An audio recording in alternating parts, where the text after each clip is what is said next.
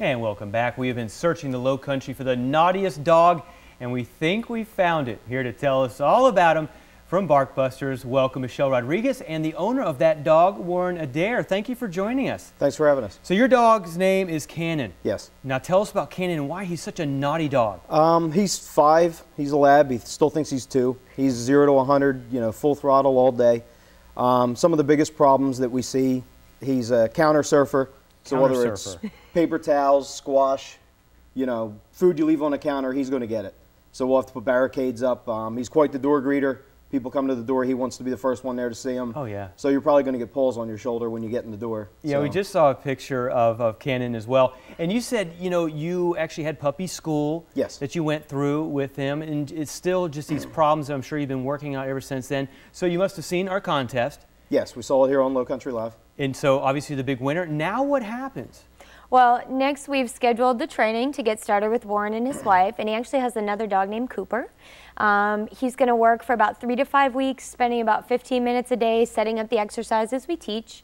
And once we get the dogs in good shape, we'll bring them in and everybody can see the that's difference. why we didn't have the dog today on the show, obviously, because Cannon is not camera ready yet and is misbehaving. But when he comes back, after you spend some time with him, then you'll see the finished product. There's a picture right there. He's so cute. I assume he has something in his mouth, right? It's a yellow squash. A yellow squash, okay. Unless that's his tongue, I don't know what he's getting into. But we were talking about this, Michelle. Now, he's a lab, obviously, so it'd probably be pretty easy to kind of change his bad ways, don't you think? Yeah, the biggest thing that we help people understand is what is this dog's personality, the dog's temperament. And that will have a lot to do with how does the owner communicate and get their point across to this dog, what the house rules are and what needs to happen there. So I think that's the funnest thing about the training is once I get to meet the dog and we spend some time together, we can match up everybody's personalities so we can take the conflict out of the relationship. Yeah, and Warren, I was reading a little bit about your situation there, and Cannon has a brother named Cooper. Now, is Cooper misbehaving as well? I mean, does he see the bad behavior and take that? He's a little bit more laid back than Cannon is, but he is the separation anxiety. If you leave the throw pillows on the sofa or an Afghan or something, it'll be in pieces. You had some pictures up earlier there, the feathers all over the living room from a pillow that he tore apart. So now, is this creating problems for you at home as the father of these dogs? I think just more frustration because it's the what do you do now? I think you have one of the pictures up now on the. There you go. Wow. It's all feathers out of one of the pillows. So but it's the frustration of coming home to that. Oh, I bet. Are you kidding? So this is something definitely that's going to help you out. And what kind of changes do you expect to see? Just hopefully he'll be a little bit more laid back, and we can get him to the point where when people come in the door, we can have him lay in a spot and let them let people get into the house before they get greeted by the dogs and jumped on and. So. And now, Michelle, what kind of commitment is this for the dog owner as well? I know they probably spend some time, you spend time with the dogs, but once they leave Barkbusters, what then is the responsibility of the owners to keep that going? Be consistent. So if your rule is don't jump on guests when they come through the door, if one day you're tired and you don't enforce your rule while the dog is learning, he's going to get confused.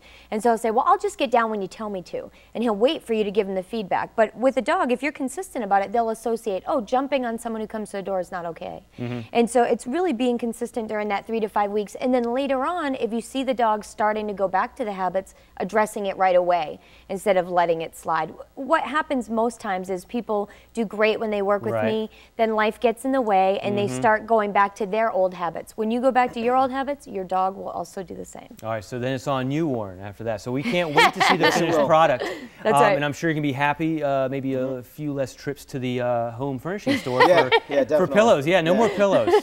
And leather couches maybe, something like that. We see that a lot, actually. Tearing up the house. All right, well, we can't wait. So when you come back, how much time do we need? How many more weeks? I would say maybe 3 to 5 weeks. Okay. Coming into the studio is a very high distraction area, so that would be something that would, be on the latter end of the training. So I'd like to get a good 5 weeks. Once I meet the dogs, it'll be easier to tell. But there you go, 5 weeks. All right, so maybe close to spring, we'll have the dogs back, we'll have you back, and hopefully everybody will be happy and changed. That's right. Sounds good. Not you, Warren. You've been pretty good today.